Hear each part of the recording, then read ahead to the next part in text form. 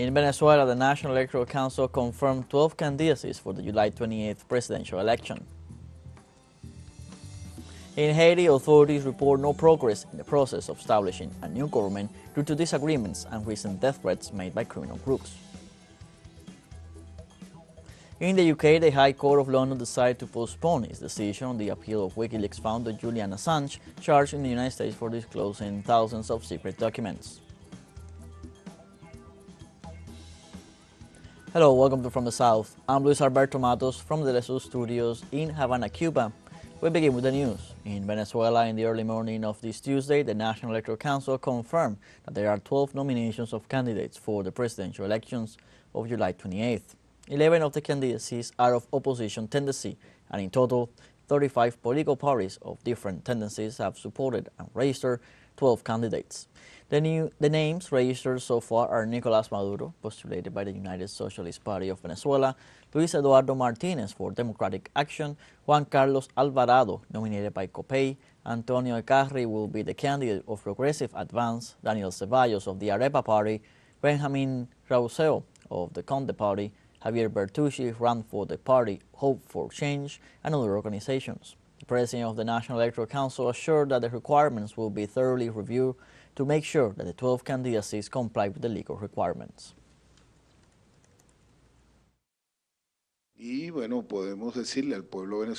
And well, we can tell the people of Venezuela that with great satisfaction, this whole process has been fully accomplished. Of several days that we have been in front of the people of Venezuela, through the media, and also to the world, because there are many countries and organizations that were waiting for what was going to happen in these days of registration for the Venezuelan presidential candidacy. During the announcement made by the president of the electoral body, where it was also announced that another postulation is being reviewed, the authorities of the electoral power thanked the political organizations for their participation. Greetings. Good morning to all the people of Venezuela and to the rest of the world that is watching what is happening in our beloved homeland of Venezuela. As a result of the presidential elections of next July 28, we want to thank and welcome the organizations with political purposes that are present at this time and that made the nomination of their candidate before 12 midnight. But wait, then to also make the physical delivery of that nomination. During an interview for our multi-platform TeleSUR, the president of Venezuela, Nicolás Maduro, affirmed that the opposition sector is not prepared to govern the country. I believe that Venezuelans are going to draw their own conclusions, to go for what is safe, or to go for a leap into the void. All that opposition, the last names, the puppets they put, all the opposition, none is prepared to take the leadership of the country. None has a plan. None has a team. They already won once in 2015. What did they do from the National Assembly? Ask for sanctions, ask for blockades, lead the guerrillas in 2017, where they burned more than 20 people and filled 120 days on the country with violence, more than 300 cities of the country full of violence because of them. What did they do when they won in 2015? They promised that the last day would come. No, they hit the economy. They destroyed the economy. They sabotaged the additional credits. They did not approve even one additional credit. They tried to finish with the missions and great missions. They had the power of the National Assembly, a great power, and in the country, according to the Constitution. And what did they do? They hurt the country. They mistreated the people. The people know who they are. Everybody knows it. And the people are going to go for what is safe. We have the plan. We have the project of the country. Likewise, the Venezuelan head of state also denounced that the Venezuelan far right appears only when there are electoral processes in order to sabotage the elections, not to recognize the results and to generate violence in the country. I win and the opposition only appear every time there are elections. You are going to see now some candidates. You are going to see them all reminding themselves that there is something called the people, not us. We are with the people every day, the 24 hours, the 365 days of the year. All of our people, all our street leaders, our community council spokesmen and spokeswomen, our club leaders, and we are with them every day of the year. Of every year that we have spent in this battle, we are by the side of the people. For better or for worse, We are always by the side of the people standing up. They, when elections come, or sabotage the elections, as they have done so many times, but mouthing the electoral system when they know they are lost, or they get into the elections to accumulate strength and ignore the results. Shout fraud, say violence. We are the guarantee of peace. In addition, Venezuelan President Nicolas Maduro pointed out that the great support for a presidential candidate had not been seen since October 4, 2012.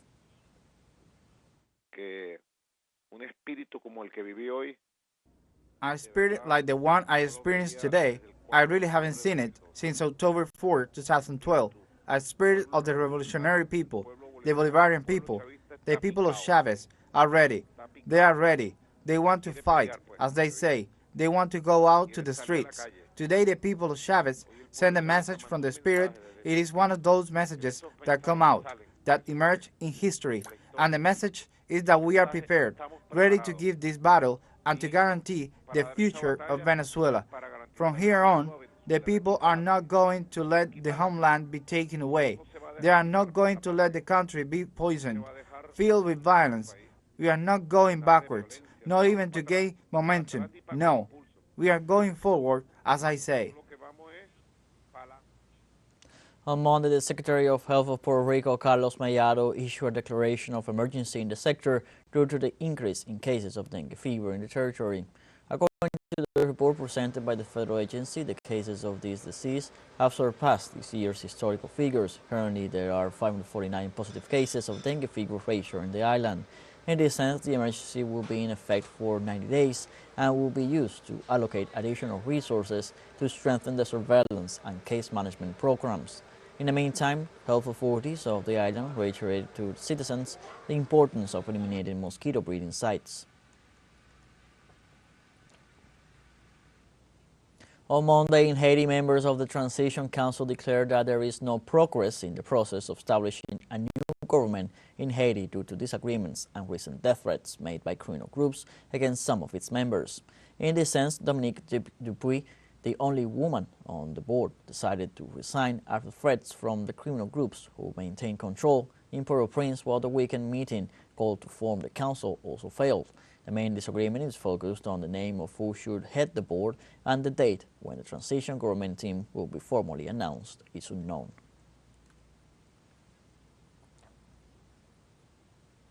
The journalistic profession in Haiti mourned on Monday the murder of Nerval Pierre, a 26-year-old reporter who worked for the Econews sport website. In this way, local media reported that a bullet hit the reporter while he was covering a gang conflict on Thursday, March 21st. In his home area of Delmas 19. Pierre was immediately rushed to Lepe Hospital, where he received medical treatment for his wounds in an intensive care ward. But due to the seriousness of his injuries, he did not survive. 4 other reporters were also injured in the course of their duties.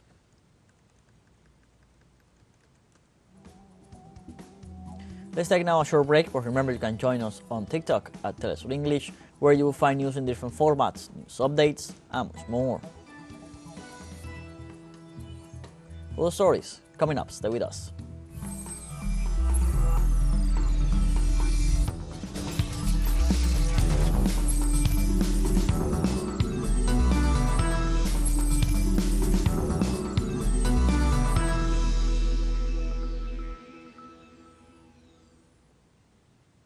Welcome back.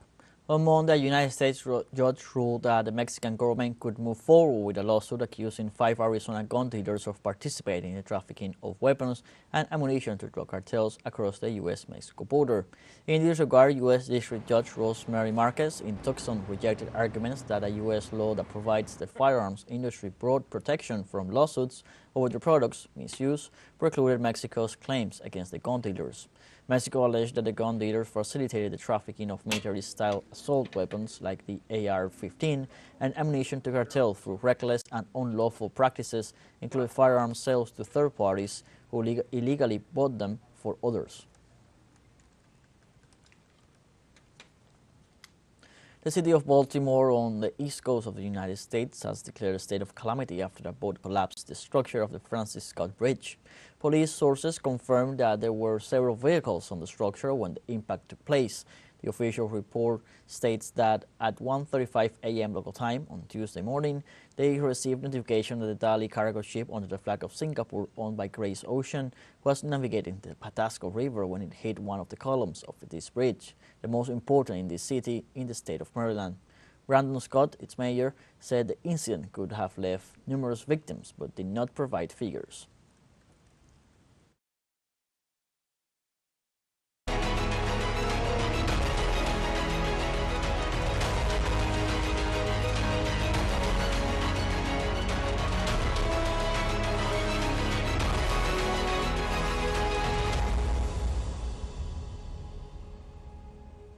On March 24th, Russia experienced a national day of mourning for the victims of the terrorist attack perpetrated at the Crocus City Hall concert hall located in Moscow, the capital of the Eurasian nation. Our correspondent Oleg Jasinski tells us the details. Russia experienced one of the toughest terrorist attacks in its history.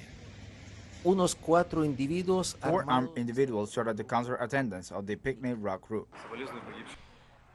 Nuestras condolencias. Our condolence. We have some friends who were in this activity, but they were able to save themselves.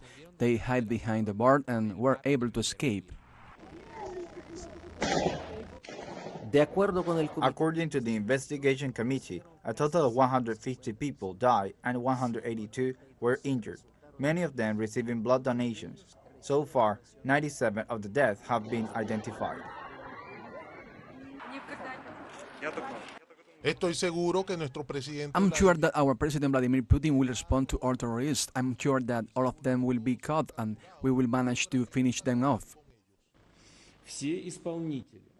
Todos los ejecutores, All the executors, organizers, and beneficiaries of this crime will be justly and inevitably punished, no matter who the perpetrators are. I repeat, we will identify and punish all those who are behind the terrorists, those who prepare this atrocity, this attack on Russia, on our people. A few hours after the massacre, authorities announced the arrest of 4 terrorists who were found in a forest between the Russian region of Bryansk and the Ukrainian border. Later, with the beginning of the investigations, 10 other persons involved were arrested.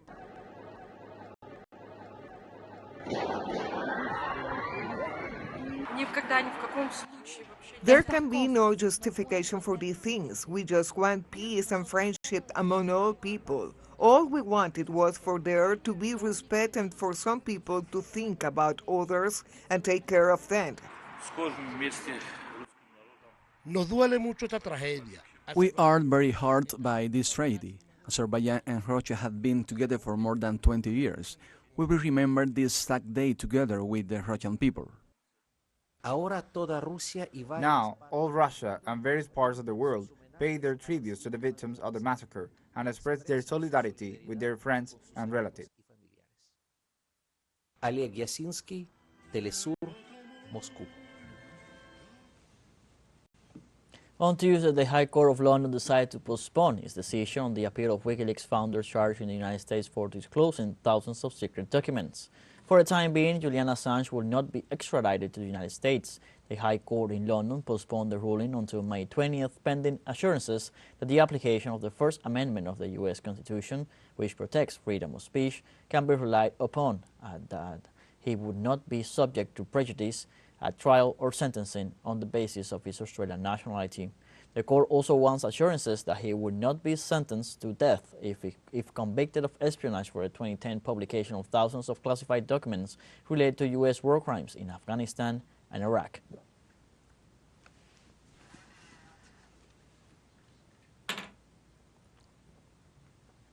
British farmers drove their tractors outside the UK Parliament in central London on Monday to protest post-Brexit trade deals, which they say threaten food production. Approximately 100 tractors from around the country converged in Westminster, where they blared their horns and displayed slogans including support British farmers and Brexit is a disaster.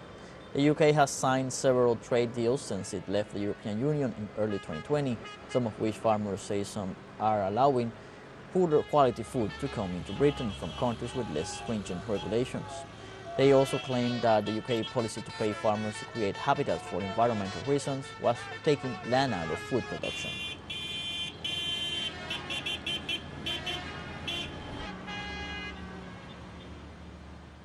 We have a fun short break coming up, but before we invite you to join our WhatsApp community for our English-speaking audience, you can scan the QR code on screen to join directly and share the link to reach more people. Constant news coverage of Latin American and Caribbean as well as the rest of the world. Stay connected and informed with TeleSUR. Fun short break, don't go away.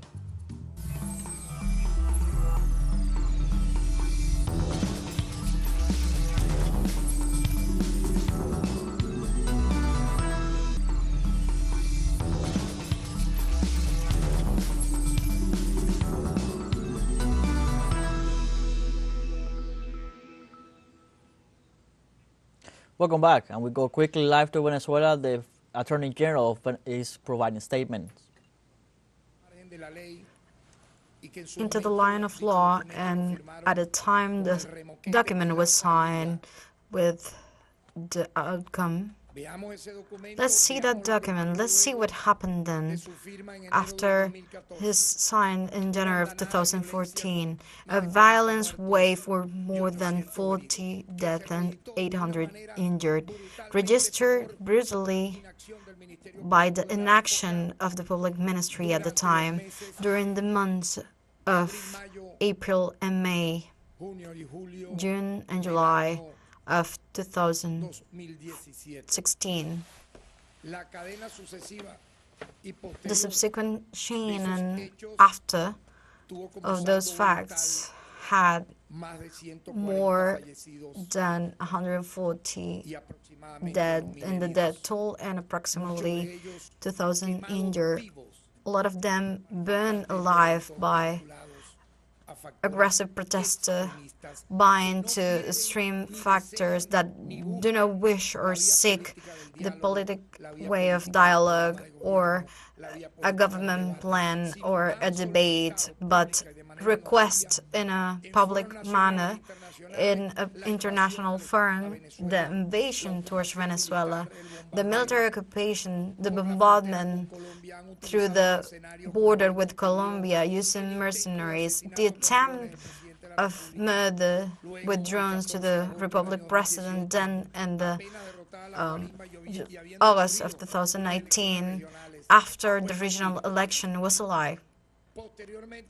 After, in 2019, the attempt of coup d'etat were in an open way participated, running from the justice, and some militaries that were kept. After, the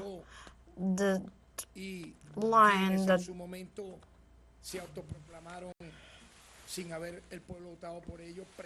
without voting the President of the Republic, where it was stated a mercenary action known at the time as the Haitian operation, using even ex-military.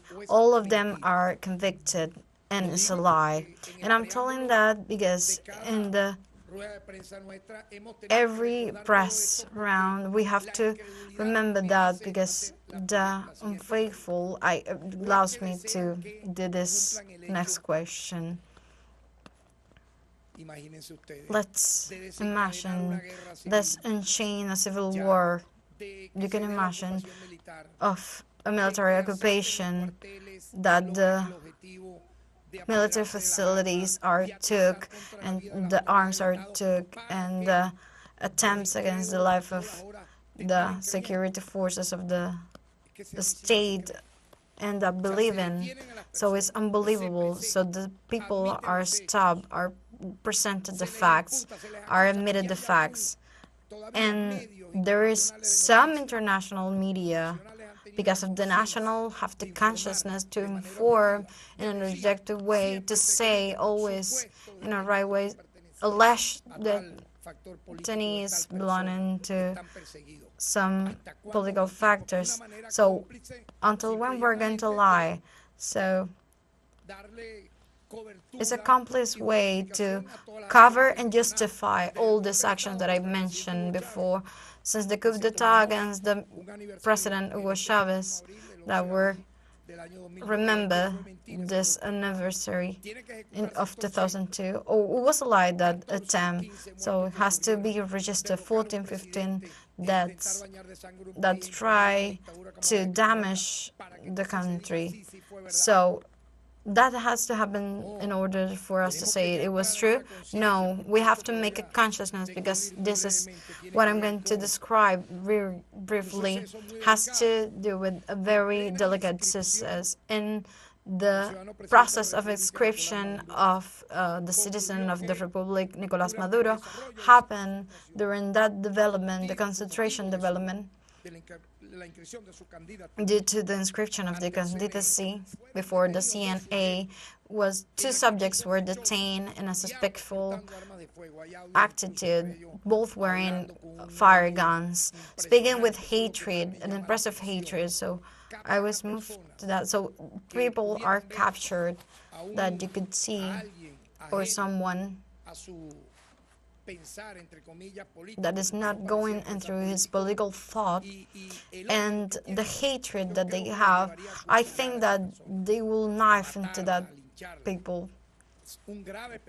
It's a grave danger to have a factor, a string factor in that way in this country. The people were detained carrying fire guns just about 20 meters of the presidency stage, and even both of them in the audio message were saying that they were going to be in the meeting.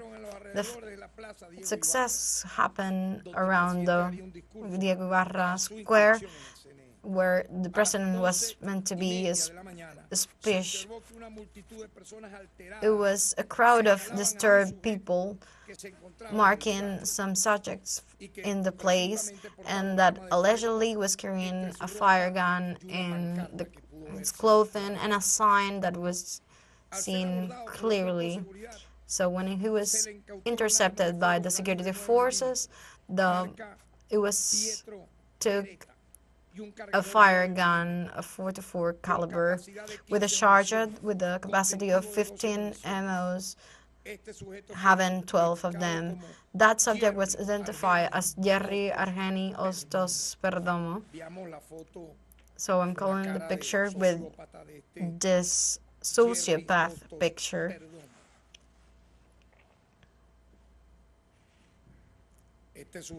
This subject, we can see it here. This subject has obviously a boss, in this case a female boss. Let's see who appear smiling over here in actions that was held very publicly in the public light, because this is subject named Jerry Ostos Perdomo is the coordinator, national coordinator of this micro cult known as Bebe Pequeña. So it's incredible. A few minutes after it was localized, this maid, when he was speaking through the phone previously, who was identified as Carlos Eduardo Castillo, who was found with a fire gun, 7.65 caliber, with a charger, 7.65 millimeter with a capacity of 8 MO. Because of this stage, both of them were detained and put in the jurisdiction of the minister. So we can see the other picture of the other sociopath, Carlos Castillo.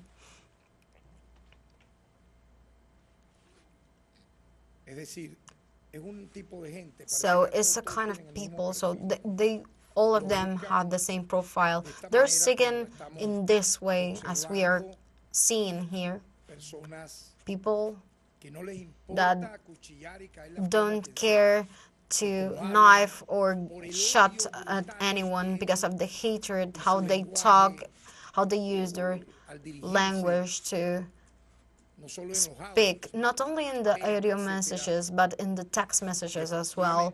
And effectively, we can see now the place where both of them were detained. What they were doing there. They were people that were following to the citizen that was going to be inscribed for this candidacy. So they were really close to the presidential stage. If you don't have anything to do with this manifestation, you don't follow this moment that are going to happen there, what are you doing there? And wearing a gun, what are you doing there?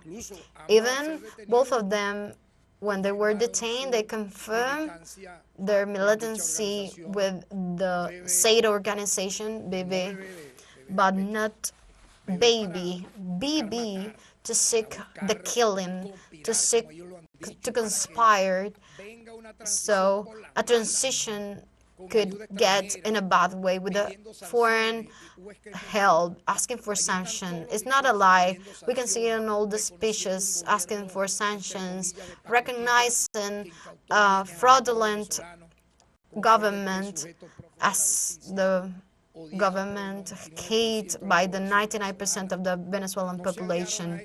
They were allies to that subject. It's not a lie. All this process and dismantled during the investigation made by our prosecutors and the organ of justice. They affirmed to be a political activist of the organization Vente Venezuela. As we can see again, they're getting into the violence towards the president of the Republic, Nicolás Maduro, not with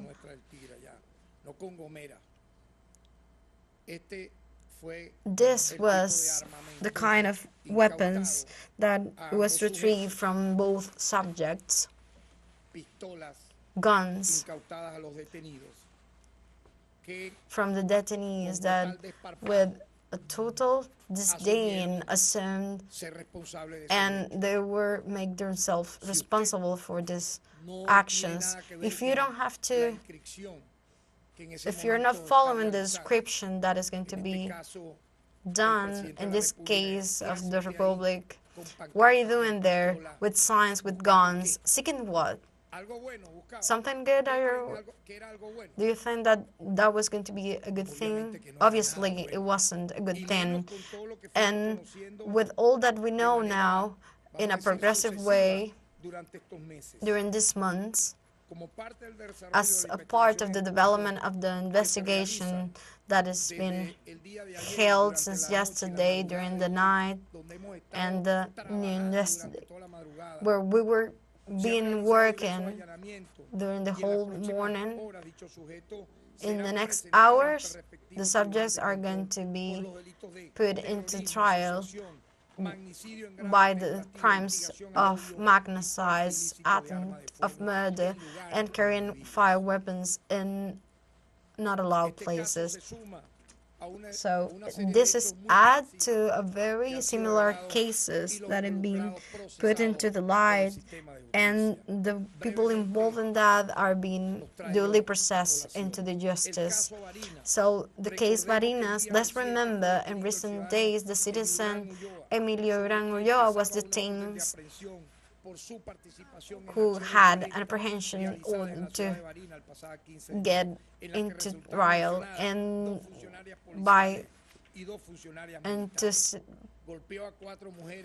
he was beating 2 women and trespassing a security barrier. This subject confessed that his behavior was answering to organized plan to submit to the country to new waves of violence, initializing Guarina, totally stopped. They wanted to call them violent actions to impose inside and outside of the country the main line that they had by force to create a political new line. So in this sense, he referred in other acts. He said himself that last 6th of December he received instruction from Margarimena about the destabilization actions that they need to start in several days. So they were going to have a month in this 3rd phase of the total exit for during that month to generate chaos and violence in the country. So these actions, the manifest should incite to the violence by the military and the police to increase the violence in the country. So he also said that on December 27, we're trying to contact the retired general military. So he manifests that without success, the manifestations of several, they will activate the second stage of the plan, entering some militaries from the exile. Similar thing, what they try to do with the white bracelet, totally confessed by Alvaro Heredia. So this revelation is tied to the white bracelet conspiration. According to Emil Branyoa, it was the mission of the plan until the end was to generate destabilization in the country with the union members and school members against the Venezuelan state. He also received $1 million of United States dollars for that,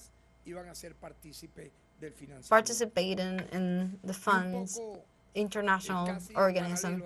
So the Monagas case, almost at the same time, where another subject, Wilfer Piña, after published in his social network a direct threat against the life of President Nicolás Maduro. He referred with WhatsApp groups and sergeants that they had in their files to have as an objective to assault the quartel in the state of Monagas in Maturi, and also to initiate a wave of violence similar to the last. It was detained Renzo Steven Flores, who outcome in the detention of the second citizen mentioned in the chats with the citizen Wilfer Peña Suarez. In the interrogation, he found that Wilfer Peña tried to capture him for a plan organized with ex-fellows from the military academy. They were trying to get the military facility Paraconi to initiate violent actions. In this sense, and in a very clear way, when we're talking about this third case in less than a month, subsequently with the same characteristics, with the same format, we can see two alleged militants from the opposition political party binding into these violent actions and threatening the life of the president. And if we add the series of 5 conspiracies involving militaries and people from other sectors and foreign sectors that we've been detailing from the first days of the year, we can find with a panorama of permanent seek by extremist factors of the opposition at the edge of the law, but in a public way, in a communication way. They failed. There is consciousness in our people that wants to seek the peace, that is trying to seek to enter in a stage of electoral stage, even in the age of today.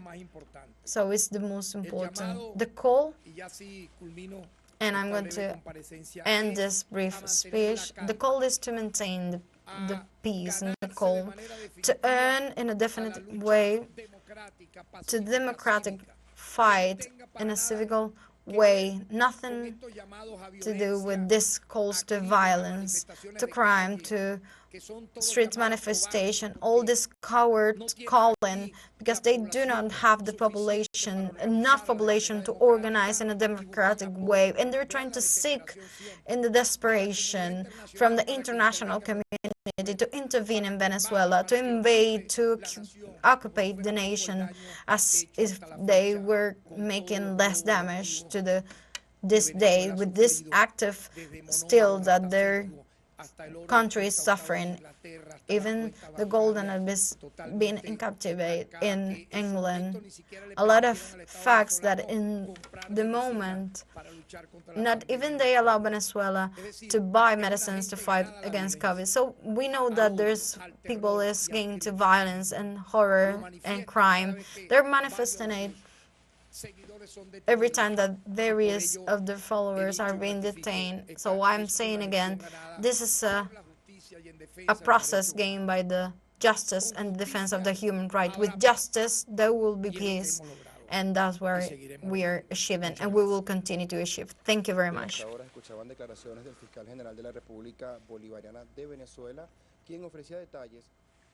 We were listening to the statements of Venezuela's Attorney General Tarek William Saab. The Attorney General denounced the ongoing campaign of violence by extremist sectors within the country that seek to destabilize the nation. Tarek went over different examples over the years, the invasion attempts, the assassination plot with drones of President Nicolas Maduro, among others. The Attorney General expressed that these extremist sectors do not want peace, only violence. Tarek condemned Western media that try to cover these facts and distort the Venezuelan reality.